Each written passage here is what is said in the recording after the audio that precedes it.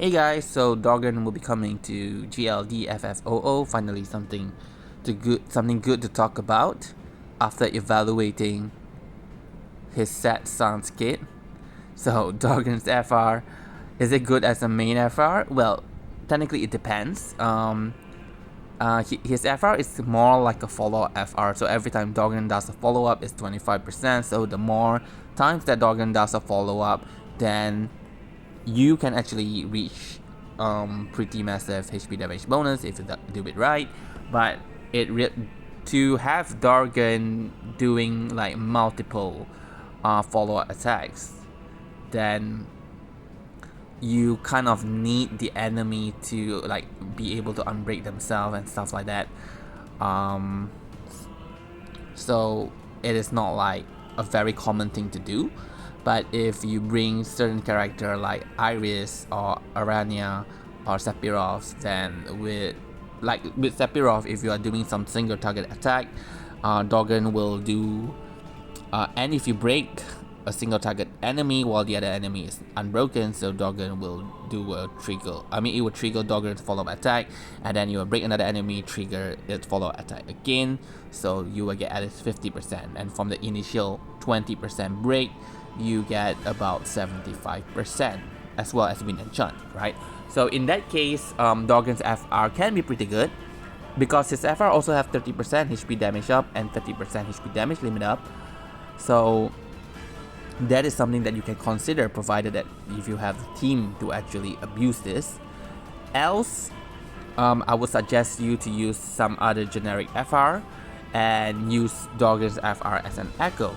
Even as an echo, Dorgann FR is still pretty good, because Dorgann's FR re-break the enemy, which means for every HP attack, it will break the enemy and delay the enemy. So you can delay the enemy for several turns. So that is actually pretty good.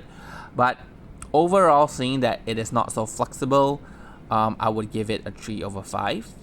Maybe higher, maybe 4 is still okay, right? If you can use it as echo, you can use it as main. Do you need Dorgann's BT?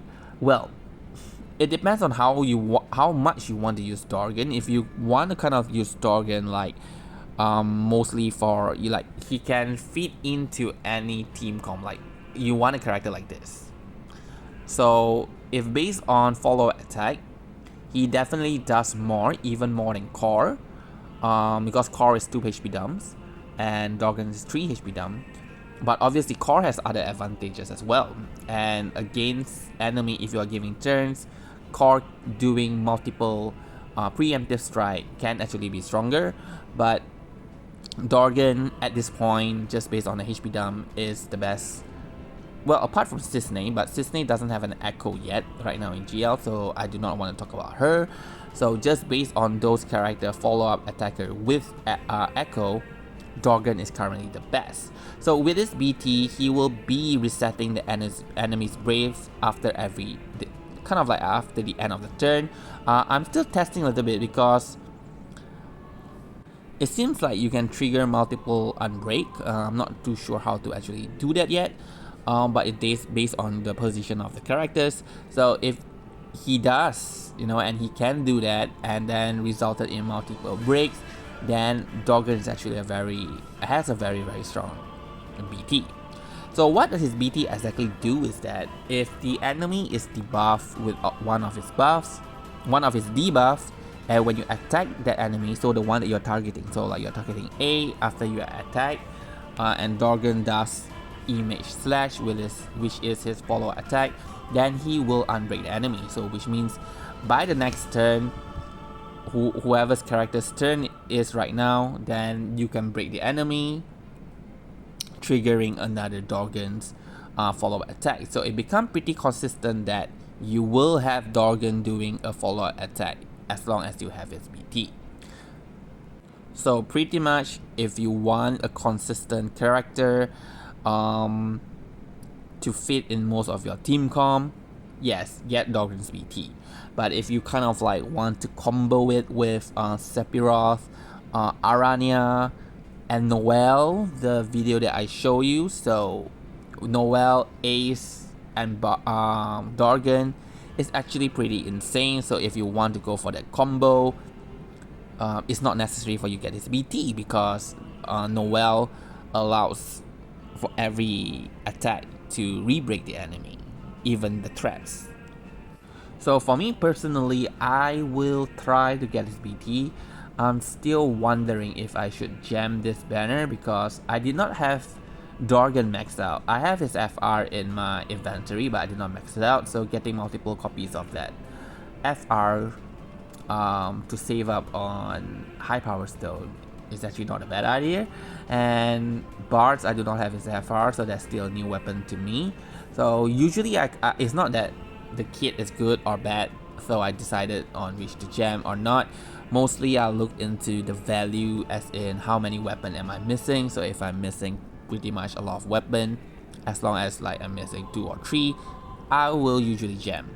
Okay, so I am, but for this one I'm still wondering because yeah, Bard sucks.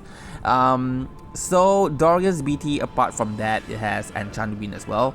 The usual BT, HP and Brave damage limit up, and yeah, so that's that. So I give him a 3/5 as well. So for his kit, he is a breaker, a rebreaker follow-up attack, so technically with break he delays the enemy as well. His EX has some form of turn manipulation, and his EX debuff the enemy, and with that debuff the enemy will not be able to deal damage to your party, but it's just for 1 turn, so 0 brave and 0 HP damage, but usually 1 turn is enough. How to use Dorgann's kit. Okay, so with his BT he becomes a consistent follow-up attacker that does 3 AoE HP dump, and if you want to trigger more Dorgann follow-up, then you gotta be pretty mindful that his follow-up attack, when it breaks another enemy, Dorgann will attack again. So try to focus on that, meaning that if you want to trigger at least 2 times of Dorgann's follow-up attack, you might want to do a single target attack. So for example, you have a enemy A, who is unbroken. Aranya then use a single target attack as 1 on B, breaking B, but doesn't break A. So now Dorgann will attack, and Dorgann's attack is AoE. He will then break A, and then that will result in another follow-up. So that is at least 2. So it really depends on which character you are using with, but some of the good characters with Dorgann is like Iris, Sephiroth, and Aranya. So do keep in mind that with launch, when the enemy hit the wall, they actually reset their brave. So like if you are using Iris, and let's say a unit with Rain's Call launch is in the party, they attack the enemy flies up, hit the wall, they become unbroken, and now Dorgann Dorgann does a follow-up attack and then break the enemy and triggers another follow-up. Okay, so in terms of crystal passive, I do not have a specific crystal passive to recommend for Dorgann, but since if you are going to go for someone's BT phase and not be using Dorgann's stun that much, A3 can be useful because it increased 10% of HP damage limit, but often even in JP, even I have that unlocked, I usually do not really bother, so it's just 10%, but we have to start thinking about the buffs, so I didn't really want to do that. Okay, so yeah, I do not really have any crystal passive specifically to recommend here, so just equip anything that you like. So overall score, I'm giving him a 8/10. But like if you are really the type of player that really like to try to form a team, do some insane combo, and you get some entertainment from that, like you find it really fun, then you really must get Dorgann. Okay, in that sense, it's actually worth a 10/10. And do remember the Ace, Noel, and Dorgann's non-BT run that I do is actually a really good run or a really good party setup, and it's pretty budget because you don't even need the BT of all 3 characters. All of them can use their FR and they do amazing stuff. So please do just get his FR. If you want to build it later, you don't have the resource right now, yeah, you can hold on to it, and when you need it, then you green him, or you max out the FR. So yeah, I definitely will be pulling, but again, I already have his kit, so the question is, do I want his BT that much, and to the point that I would jam his banner? Haven't decided. Let me see my free pools. Hopefully I get lucky, then I do not have to think anymore. I will just green Dorgann if I get the BT from the free pool, or else I will be considering, but yeah. Anyway, good luck with your pools tomorrow and have a good day.